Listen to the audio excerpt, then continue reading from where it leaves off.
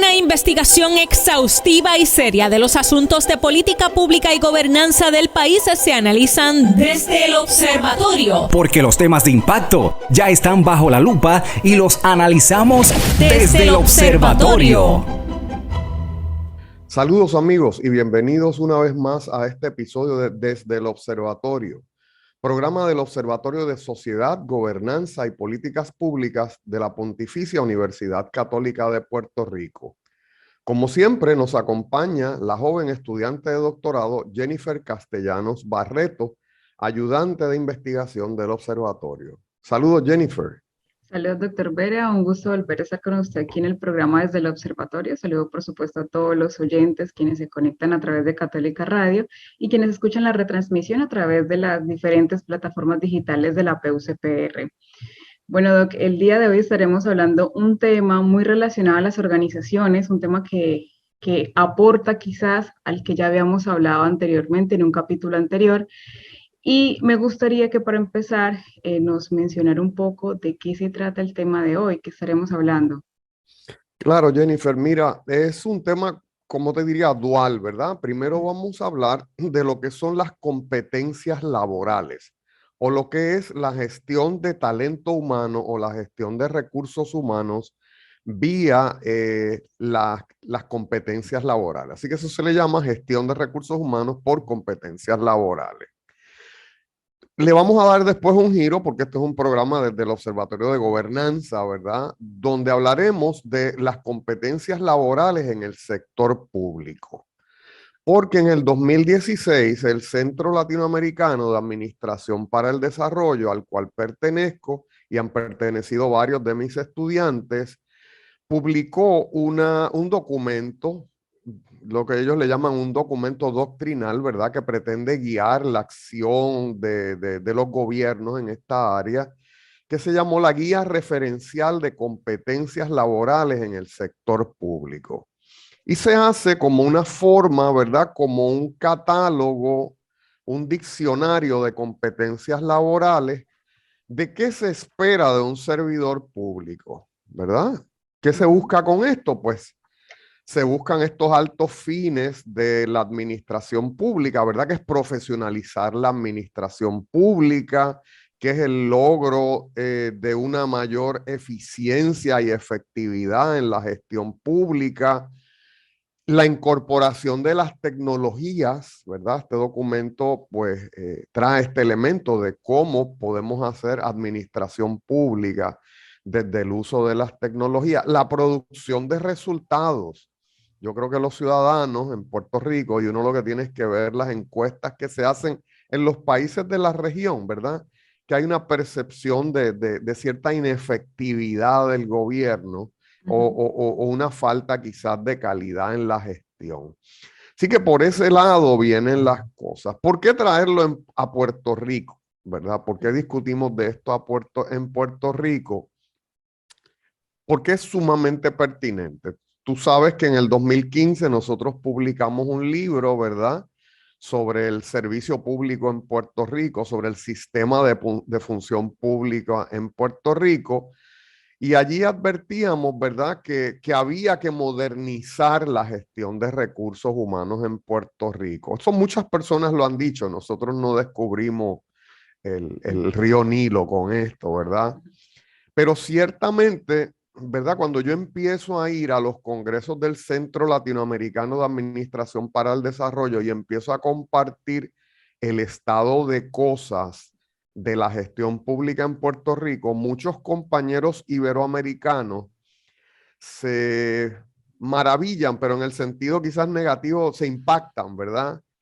Porque dicen, mira, Puerto Rico fue un ejemplo de lo que era un buen sistema de gobierno, de cómo se organizaba la función pública, ¿verdad? De hecho, muchos administradores públicos y personas que llegaron a ser hasta presidentes de países de América Latina, pues se formaron en ese llamado modelo puertorriqueño, ¿verdad? De gestión pública.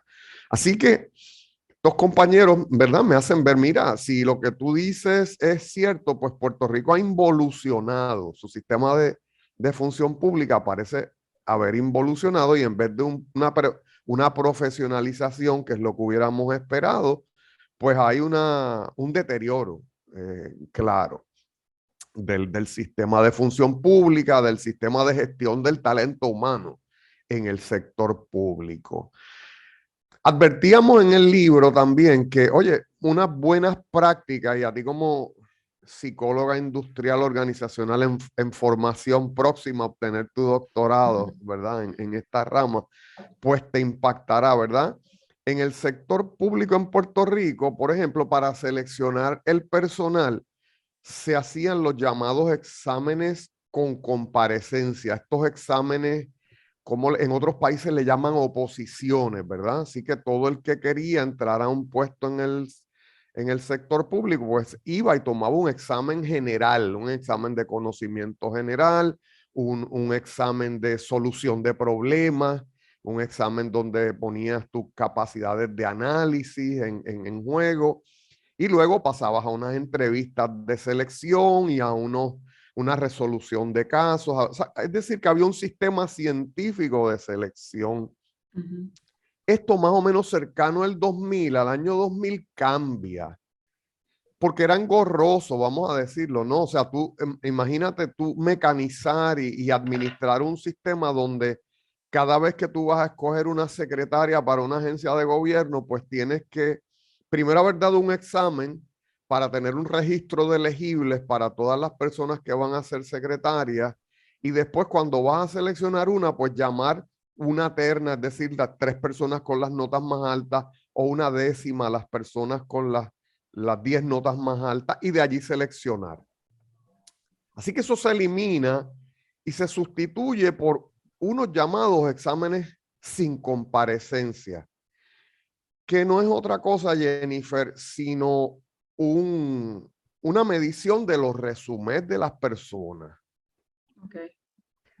Y a mí me preocupa eso, ¿verdad? Y lo establezco en el libro, porque además de profesor, yo he sido administrador, yo he sido director de departamento, yo he sido decano, y he estado, ¿verdad?, trabajando de la mano en algunas ocasiones con la Oficina de Recursos Humanos de la Pontificia Universidad Católica de Puerto Rico. Y te digo esto sin que nadie se sienta mal. El que ve un resumen de secretaria los ha visto todos. O sea, un resumen no es un instrumento para yo poder aquilatar, para yo poder sacar los quilates, de ahí que viene aquilatar, ¿verdad? Medir los quilates de quién es mejor para un puesto que otro. ¿Quién se va a ajustar más a estas necesidades organizacionales, departamentales, y no llamemos allá sociales, ¿verdad? Así que en ese libro, pues yo hago un llamado a retomar ese análisis científico de lo que es el sistema de recursos humanos en Puerto Rico, pero en el día de hoy queremos decir, oye, si nos vamos a mover en esa dirección, que es sumamente imperativo, pues vamos a hacerlo de una forma más profesional todavía que lo que estábamos haciendo, que es la gestión por competencias, ¿verdad? Así que esto, ¿verdad?, nos sirve de introducción. Sí que lo que buscamos es esto, ¿verdad? Aportar, y esto es una de las funciones del observatorio, aportar a la profesionalización, aportar al mejoramiento, aportar a la eficiencia del sector público. Porque es fácil quejarse, ¿verdad? Es fácil llevar a cabo lo que en inglés le llaman el bureaucratic bashing, ¿verdad? Echarle toda la culpa al servidor público, echarle toda la culpa al funcionario. Y no es así, ¿verdad? Los funcionarios funcionan dentro o trabajan dentro de unos ecosistemas, ¿verdad? Entonces, pues, si el sistema que tenemos de seleccionar recursos humanos no es inteligente, pues no es problema de la persona que ocupa el puesto. Y luego, esto es un tema que estoy seguro que vas a traer pronto, pues si la persona no tiene las competencias, pues vamos a establecer unos sistemas para generar o amplificar esas competencias que las personas tienen. Sí, así que Jennifer, nos gustaría que nos hablara de lo que es un sistema que son competencias, que es un sistema de gestión por competencias, etcétera.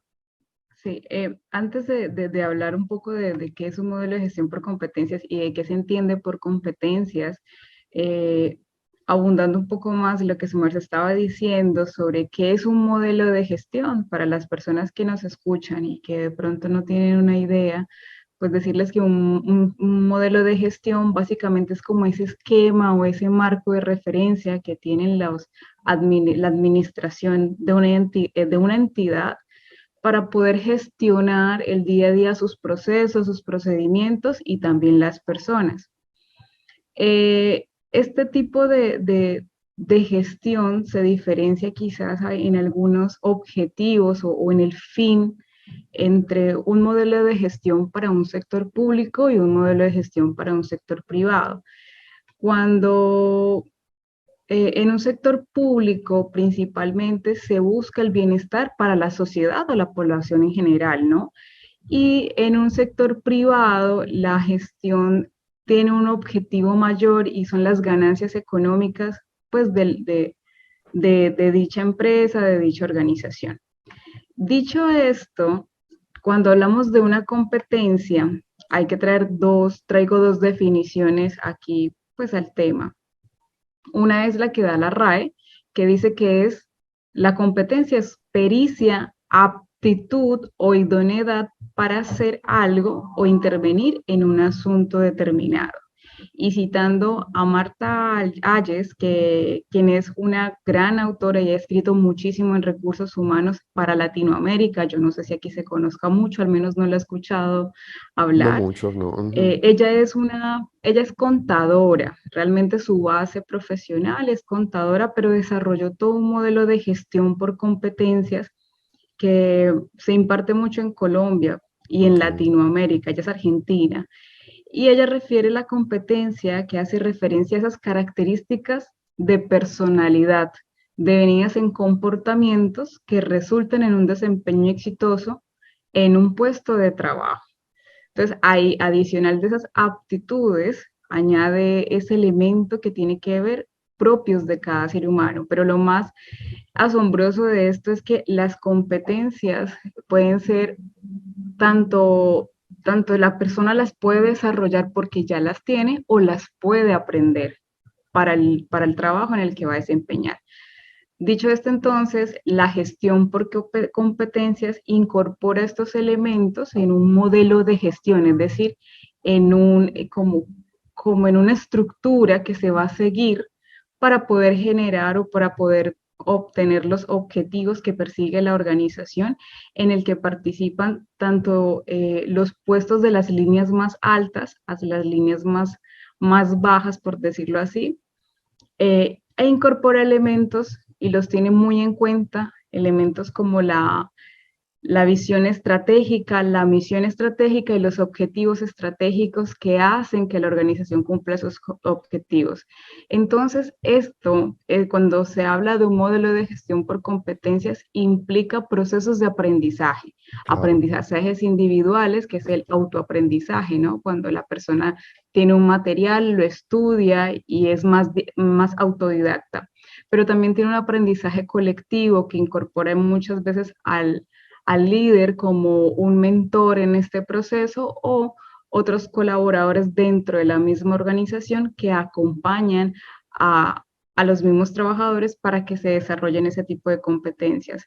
Entonces, un modelo de competencias incorpora a todas las personas, hay una estrategia que se sigue, tiene la visión, la misión y los objetivos de la organización, de hecho los valores de la organización, e incorpora elementos de desarrollo y aprendizaje.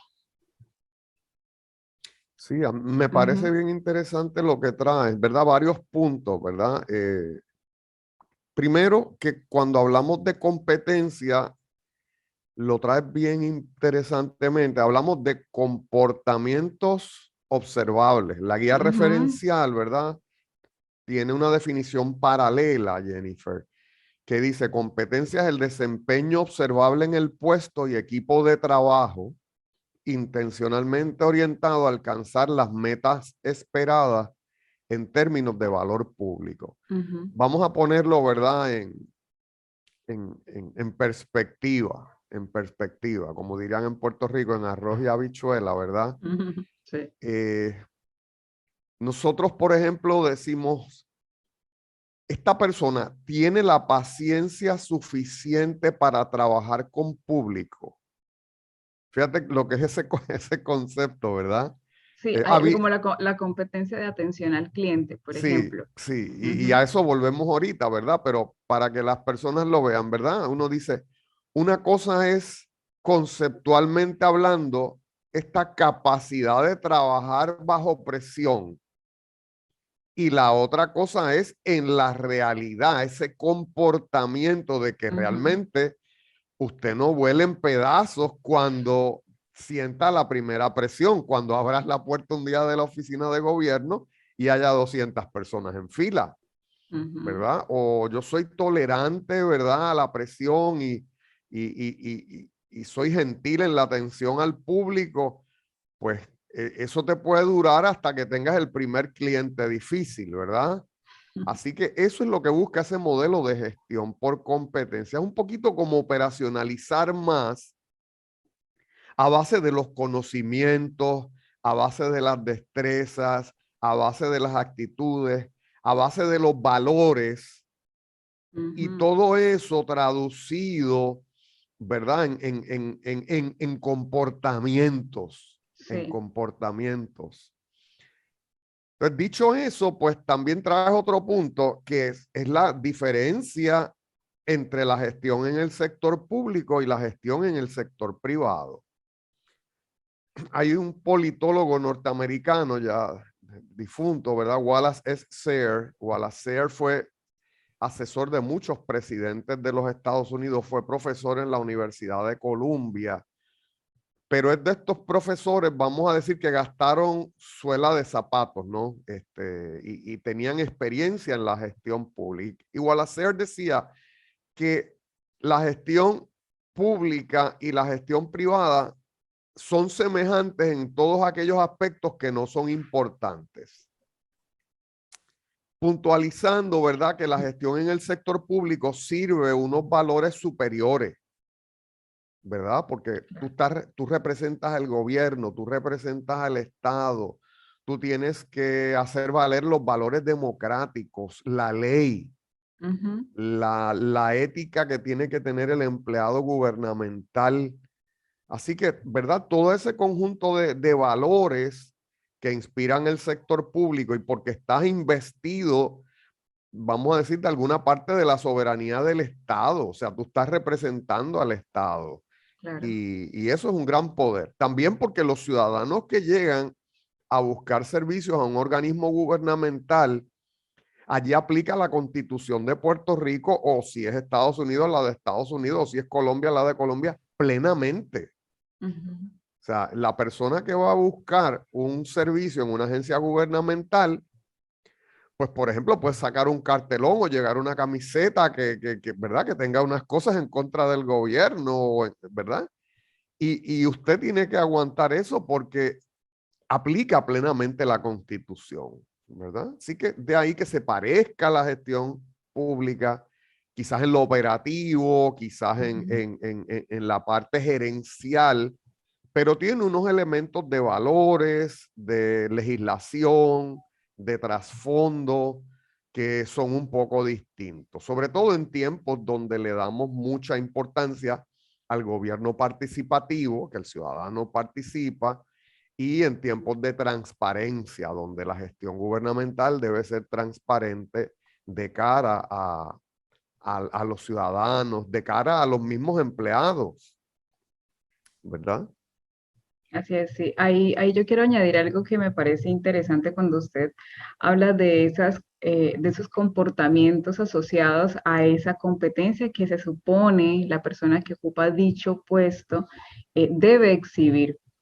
En este modelo que plantea Marta Hayes, dice, hay que hacer un diccionario de esas competencias. Más adelante vamos a hablar de algunas particularidades de estas, pero ciertamente cada competencia no se puede quedar solamente en la descripción, porque al final esto a nivel de evaluación o dar otras oportunidades como ascensos, como evaluaciones de desempeño, no tienes de dónde, por decirlo coloquialmente, de dónde agarrarte para decir la persona cumple o no cumple con la competencia.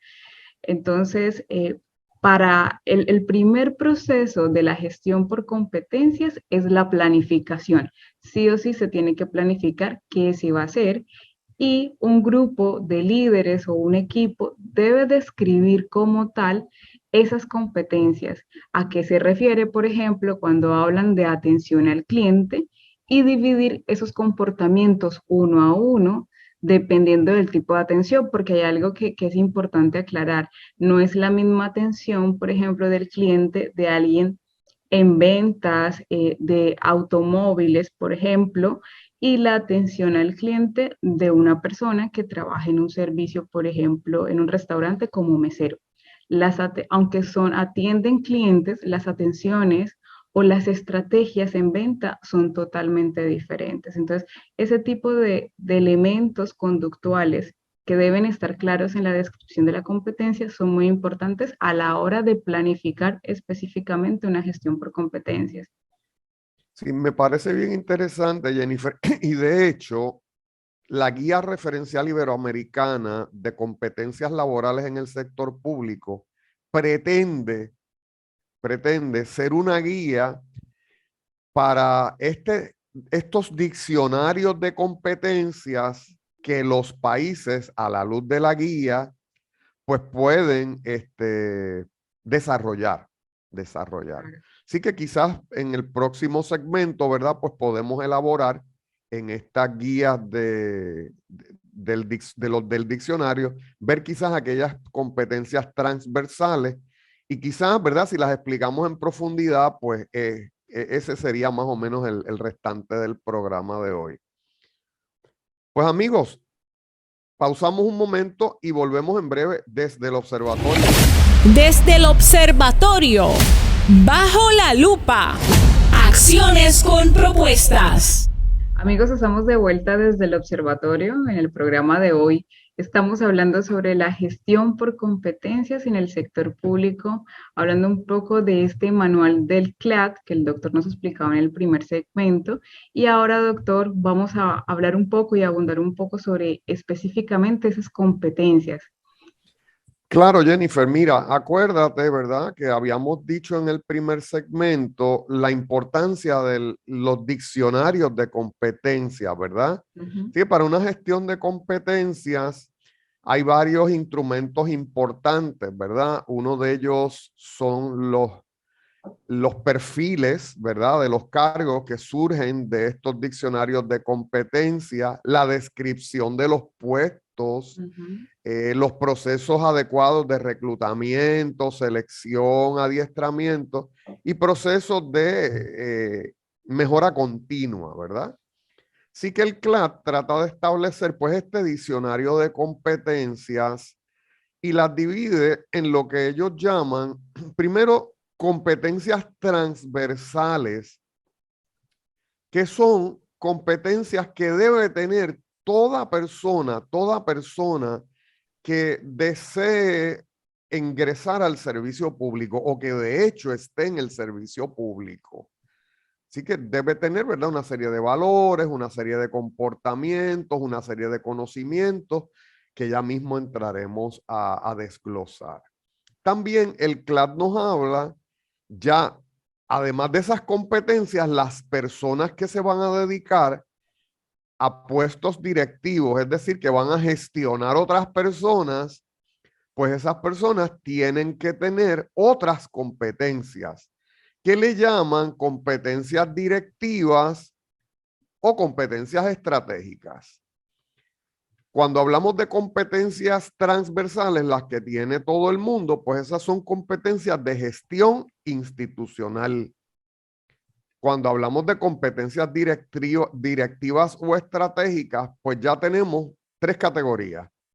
Primero, la gestión de resultados, ¿verdad? Porque se espera que todo directivo que esté en el sector público o en el sector privado genere unos resultados positivos, por eso se le paga, ¿verdad? Así Claro. que es adelantar la misión institucional, quizás de una forma eficiente, de una forma eficaz. Así que esa primera parte es la gestión de los resultados. También, mientras más alto está la persona, más importante se hace la llamada gestión de vínculos.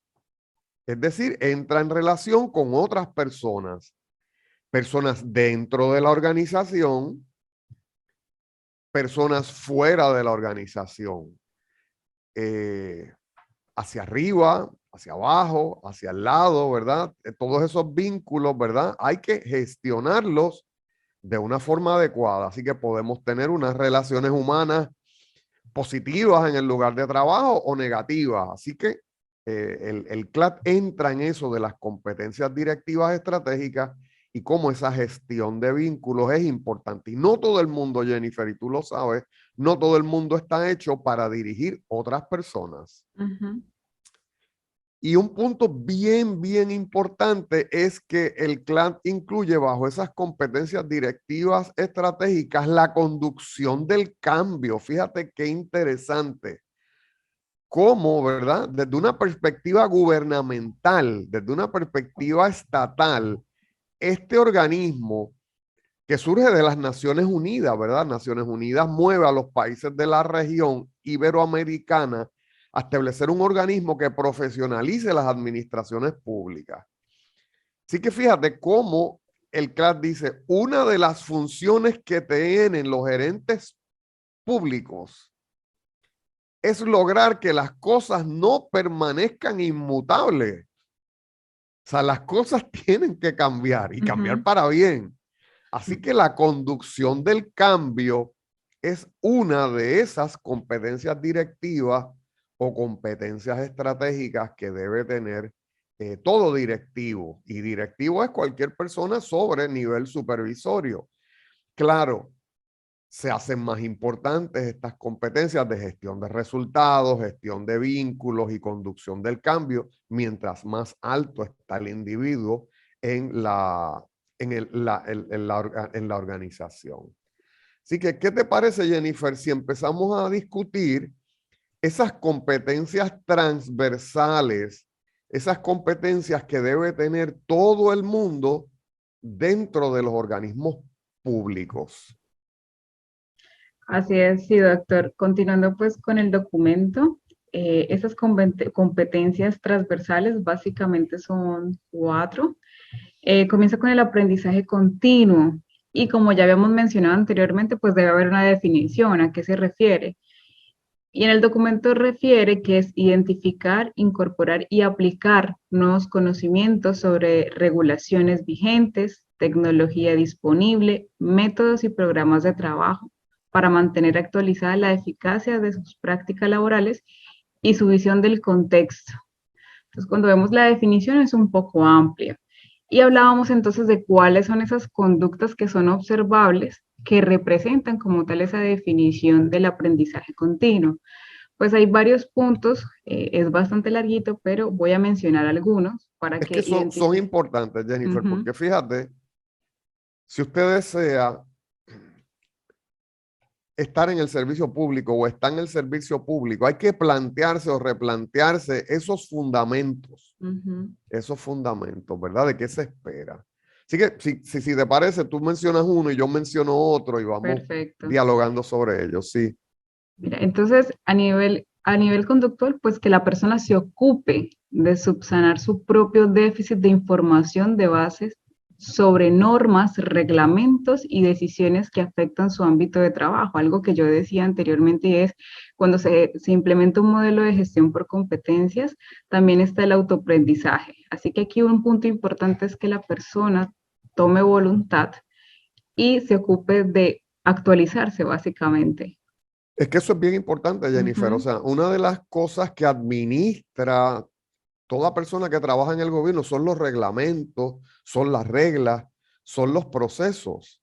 Y el ciudadano espera de ti que tú conozcas esos procesos, ¿verdad? Claro. Y entonces, pues eso te hace más eficaz, te hace más eficiente en la gestión pública. Así que sí, no es casarse con esos reglamentos, ¿verdad? pero tenemos Sí. que conocerlo, todas las normas, todas las bases legales, reglamentarias de nuestro trabajo. En la segunda dice, denota interés en mantener sus competencias actualizadas en función de los cambios, los procedimientos, las metodologías, los sistemas operativos, los soportes tecnológicos, por la vía de consulta o a través de entornos formativos. Fíjate que volvemos a lo mismo, ¿verdad? Y acuérdate que el principio aquí es el del mejoramiento continuo. Entonces, si no sé, pregunto. Si no sé, me educo, Claro. ¿verdad? No es quedarme con ese déficit que tú mencionabas en el punto primero. Si no sé, le digo a mi supervisor, oye, cuando venga un adiestramiento por ahí que tenga que ver con esto, por favor envíame para capacitarme. Asimismo, gestiona sus propias fuentes de información o participa de oportunidades de encuentros informativos.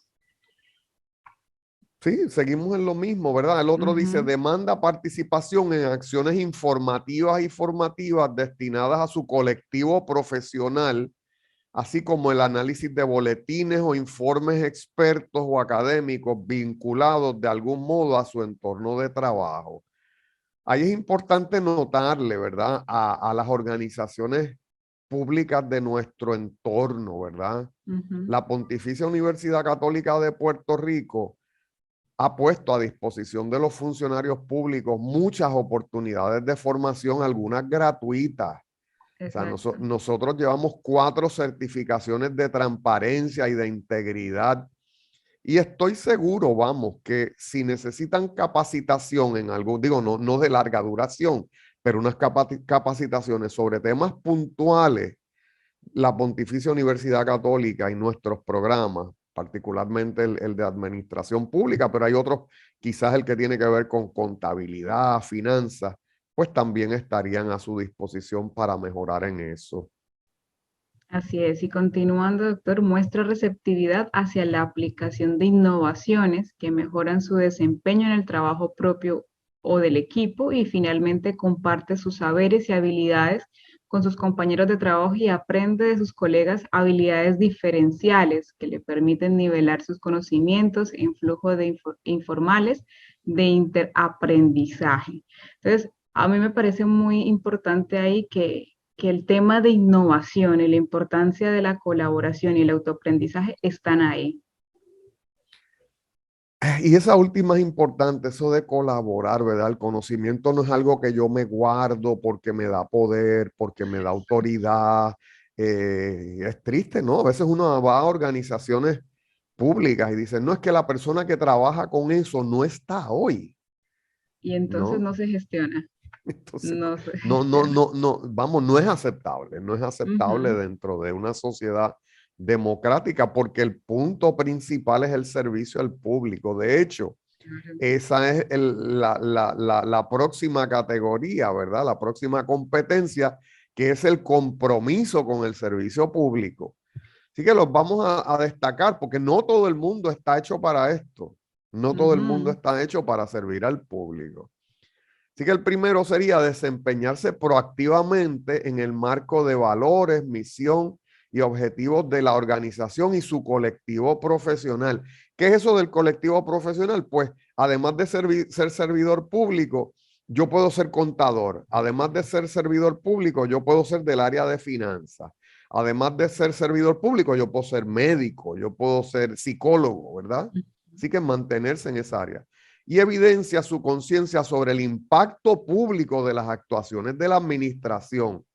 Así que ante la sociedad, ante el público, ante las personas que vienen a buscar un servicio, yo soy el gobierno, yo Ujú. soy la agencia, yo soy la cara de la agencia. Así que es importante este compromiso con el servicio público. Asimismo es, expresa con su actuación como propios los valores, políticas y objetivos del sector público y la imagen de su organización en particular. Bien importante el tema de la imagen, lo que te decía, ¿verdad? Sí, porque tú Cuando representas la institución, o sea, sí, lo que decíamos en el primer segmento, ¿no? Que los valores, la constitución está en ti, esa representación del Estado está en ti. Entonces, lo haces a través de que el servicio que le prestas al pueblo en general. Claro, saltando algunos, mantiene en reserva frente al público, usuarios y terceros los problemas y conflictos internos de la organización. Fíjate esa moderación que tiene que tener el servidor público, y no solo el servidor público, el que trabaja para toda organización. Los problemas internos de la organización se resuelven internamente, ¿no? El público no tiene que enterarse de esos problemas y es impropio llevar a cabo eso. Y mírate estas dos últimas que me parecen muy interesantes. La primera dice, otorga un trato de calidad a otras áreas e integrantes de la organización, concretando aportes pertinentes a los procesos y resultados buscados. Y finalmente orienta a los ciudadanos de modo que pueda realizar sus trámites minimizando esfuerzos y tiempos. Un poema. Imagínense. Un poema. A mí me gusta, fíjate, esa penúltima, otorga un trato de calidad a otras áreas e integrantes de la organización. Es decir, que cuando trabajamos en un departamento o una división de una organización, en este caso que estamos hablando pública, nosotros tenemos clientes internos y tenemos clientes externos. Hay divisiones, hay organizaciones, hay funcionarios que dependen de que nosotros hagamos adecuadamente nuestro trabajo y le comuniquemos a la otra persona en la cadena de mando que esto que yo tenía que resolver, lo resolví y que él o ella pueden proceder con el próximo paso. Fíjate que en el gobierno se da, hay un teórico de las organizaciones que se llamaba James D. Thompson. Thompson hablaba de que en las organizaciones públicas, como en muchas organizaciones de servicio, se da lo que él llamaba la tecnología eslabonada. Así que dentro de una cadena de producción, ¿verdad? O de gestión, yo soy un eslabón. Y si se rompe un eslabón de la cadena, pues se rompió la cadena. Y eso es algo que hay que reforzar, ¿verdad? En los trabajadores de toda la organización. Así que fíjate, cuando llega un estudiante nuevo a la universidad, pues pasa del área de reclutamiento al área de admisiones, al área de asistencia económica para orientación. De allí pasa entonces a los departamentos para ser aceptado, orientado, etcétera. Y si alguien falla en esa cadena, se pierde posiblemente ese estudiante, ¿no? Así que lo mismo ocurre en el servicio público, ¿verdad? Añadido al punto que traes, ¿no? De que debemos y se espera, ¿verdad? Hoy día el parámetro es muy alto, o sea, el ciudadano, sobre todo, ¿verdad? Con el advenimiento de las tecnologías de la información y la comunicación, la gente se ha acostumbrado a tener resultados instantáneos, ¿verdad? O a valorar de otra manera el tiempo. La valoración del tiempo ha cambiado de cierta forma y entonces los ciudadanos quieren y exigen que ese trámite gubernamental sea lo más acortado posible, ¿okay? Lo más corto en el tiempo. Así es, Doc. Continuando con esta tercera competencia, hace énfasis en el desarrollo de las relaciones interpersonales y la describe como tal, como desempeñarse con disposición activa hacia otros, esperable de los servicios públicos, al servicio de los mejores resultados para su organización, evitando el aislamiento y el secretismo, entre comillas, proporcionando un trato igualitario que además impida las desventajas de ciudadanos que integran minorías vulnerables. Interesantísimo, porque ¿qué está diciendo? Está diciendo, la gestión gubernamental se da dentro de un sistema abierto, permeable, en un ecosistema donde si bien tú eres el funcionario, si bien tú eres parte de la agencia, hay unos insumos que vienen del medio ambiente, vienen de los ciudadanos. porque a los ciudadanos se les ocurren buenas ideas también de Ujú. cómo mejorar el servicio y porque otras organizaciones que son tus clientes, porque, ¿verdad? A veces no son necesariamente ciudadanos individuales los clientes de una organización pública, sino que son otras instituciones, otros organismos, pues acoger eso. Por ejemplo, el primero, mira, dice, la primera competencia considera las perspectivas de terceros como insumos para elaborar diagnósticos y decisiones. Así que los jefes y los integrantes del equipo y los usuarios usan ese insumo para mejorar el funcionamiento de la organización. Otro, aporta a la comprensión de perspectivas diversas, a la resolución de diferencias de opinión, de valorización y de jerarquización de cuestiones pendientes. Fíjate que es un poco la tolerancia a la disidencia, ¿verdad? Ujú. La tolerancia a lo que no es semejante, ¿verdad? A nuestro pensamiento. Sí, las diferencias de Ujú. pensamiento, exactamente. Otro es informa fundamentación, argumentación, jerarquización de los actos propios, los de su organización y los que le sean consultados. Toma la iniciativa en el contacto con usuarios para dar avisos, citas o respuestas en tecnología que pueda ser comprendida por los destinatarios, especialmente con las personas que integran minorías con mayor vulnerabilidad social o con diferencias fundamentales. Aquí a mí me gustaría hacer como una aportación y es justamente cuando se incorporan elementos tecnológicos, hay que considerar quién es mi población a la que yo voy a incorporar esos elementos tecnológicos. Si vas a incorporar elementos tecnológicos como uso de aplicaciones, páginas web, considera, por ejemplo, contextualizándolo a Puerto Rico, que hay gran parte de personas adultas mayores. ¿Qué vas a hacer con ellos? ¿Cómo vas a acercar la tecnología a ellos? ¿A quién vas a poner para capacitar? ¿Cómo le vas a dar educación a esas personas para que puedan hacer uso de esas herramientas? Si no, realmente estas herramientas se pierden a largo plazo.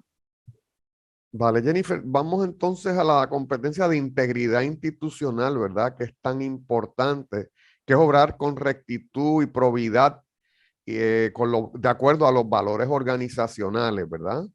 Sí que, por ejemplo, una competencia es proporcionar información oportuna, veraz y objetiva, basada en hechos, el tema de la transparencia que tanto hemos traído, facilita el acceso a la información relacionada con sus responsabilidades y el servicio a la entidad que lo desempeña, actúa con transparencia y ética en el marco de la normativa vigente que regula el funcionamiento de la administración pública y resguarda y utiliza los activos y recursos en las condiciones de funcionamiento y prestación que le fueron entregados. Es decir, que esos equipos y que esos implementos de trabajo que tenemos acceso a ellos por nuestro trabajo no son nuestros, son Ujú. del pueblo, ¿verdad?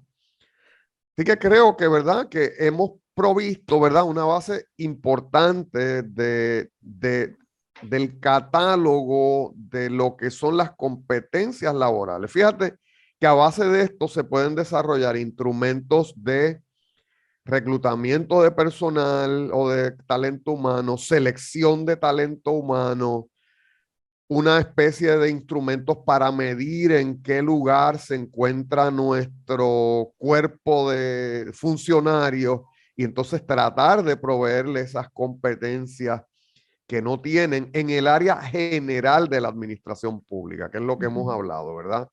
En el próximo episodio del observatorio, posiblemente o en algún episodio futuro, vamos a traer las competencias de los directivos. ¿Qué es importante? ¿Qué se espera de un ejecutivo a nivel gubernamental? ¿Qué se espera? ¿Verdad? Así es, doctor. Pues, si algo más para añadir para ir finalizando el programa. No, simplemente eso, ¿verdad? Puntualizar que hemos tocado las competencias transversales, ¿verdad? De qué debe tener todo funcionario público. Y vamos a hablar entonces en un programa futuro sobre esas competencias directivas. Sobre todo vamos a tocar el tema de las competencias directivas, porque hay mucho que mejorar en el país. Así es, doctor. Pues hemos llegado como tal al final de este programa desde el observatorio. Damos gracias a toda la audiencia que se conectó y nos escuchó y a quienes escuchan la retransmisión. Les recordamos que si quieren volver a escuchar este programa, pueden acceder a YouTube, al canal de Huellas del Futuro, o en Facebook también nos puede escuchar, o a través de podcast en Spotify. No siendo más, los esperamos la próxima semana desde el observatorio. Muchísimas gracias. Hasta la próxima semana. Gracias, Jennifer. Forma parte de nuestro análisis. Comparte tus opiniones con el panel. Comunícate con nosotros a observatorio.pucpr@pucpr.edu. Desde el observatorio, una producción de la Pontificia Universidad Católica de Puerto Rico.